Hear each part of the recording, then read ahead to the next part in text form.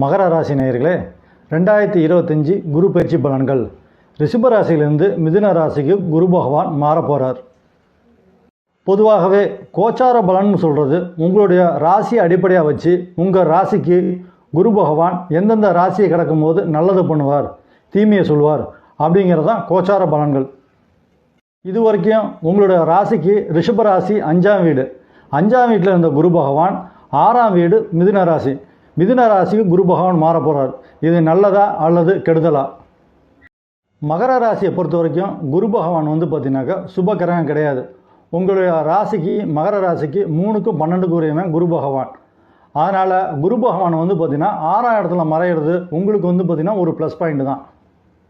ஏற்கனவே உங்களுக்கு 7.5 சனி நடக்குது. இதை பார்த்து நீங்கள் பயப்பட வேண்டிய அவசியம் கிடையவே கிடையாது. ராசிநாதனே ஒரு ராசியில் இருக்கும்போது கண்டிப்பாக ஏதாவது ஒரு நல்லது தான் பண்ணுவார். மகர ராசிக்கு அதிபதி சனி பகவான், கும்பராசிக்கும் அதிபதி சனி பகவான் தான். மகர ராசிக்கு அதிபதி சனி பகவான் கும்பராசியில் ஆட்சியாக இருக்கும்போது நல்லது தான் பண்ணுவார். மகர ராசியை பொறுத்த வரைக்கும் 2ஆம் இடத்துல சனி பகவான் ஆட்சியும், 3ஆம் வீட்டில் ராகு பகவானும், 9ல் கேதும் இருக்கிறாங்க. இப்போ கோச்சார் ரீதியாக 6ஆம் வீட்டுக்கு குரு பகவான் வரப்போகிறாரு. இப்போ உங்களுக்கு எந்த கிரகத்தோட தசை நடக்குது, அந்த கிரகம் நீங்கள் பிறக்கும் போது ஜாதகத்தில் எந்த ராசி கட்டத்தில் இருக்குது, அந்த கிரகத்தோட ஆதிக்கம் தான் முழுக்க முழுக்க உங்களுக்கு நடக்கும். நீங்கள் பார்த்தீங்கன்னா 7.5 சனி நடக்குதோ இல்லை குரு பகவான் 6ல் மறைஞ்சிருக்கோ, இதை பார்த்து நீங்கள் பயப்பட வேண்டிய அவசியம் கிடையவே கிடையாது.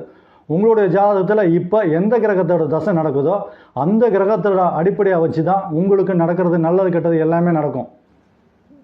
மற்றபடி உங்களுக்கு 7.5 சனியோ அல்லது 6ல் உள்ள குரு பகவானோ 9ல் உள்ள கேது பகவானோ உங்களுக்கு எந்த விதத்துலையும் தீங்கு விளைக்கவே மாட்டாங்க.